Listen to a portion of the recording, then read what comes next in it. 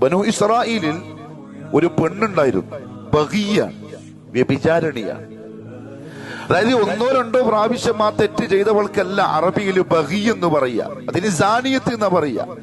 ബഗി എന്ന് പറഞ്ഞാൽ ഇവനെ ദേഷ്യം പിടിപ്പിച്ച ഒരു സ്ത്രീ. അവളൊരു പട്ടിയെ, നായയെ കണ്ടു. ആ നായ വെള്ളം കുടിക്കാൻ കഴിയാതെ ഊരി ഷൂയിലേക്ക് ഒഴിച്ചു കൊടുത്തു. മുഹമ്മദ് സല്ലല്ലാഹു അലൈഹി വസല്ലം തങ്ങൾ പറഞ്ഞു, അള്ളാഹ്ക്ക് ഇഷ്ടപ്പെട്ടു പോയി.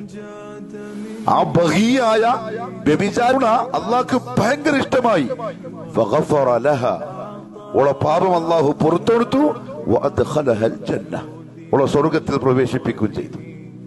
ചെയ്ത ജോലി എന്താ? ഭയങ്കരമായ നന്മല്ല, ഒരു നായക്ക് ഇച്ചിരി വെള്ളം കൊടുത്തു എന്നുള്ളതാണ്. അതുകൊണ്ട് ദീനുൽ ഇസ്ലാം നമ്മളെ പഠിപ്പിച്ച ചെറിയ നന്മയാണെങ്കിലും ഒഴിവാക്കരുത്, നിസ്സാരമായി കാണരുത്. അള്ളാഹു അമൽ ചെയ്യാൻ തൗഫീക്ക് തരട്ടെ.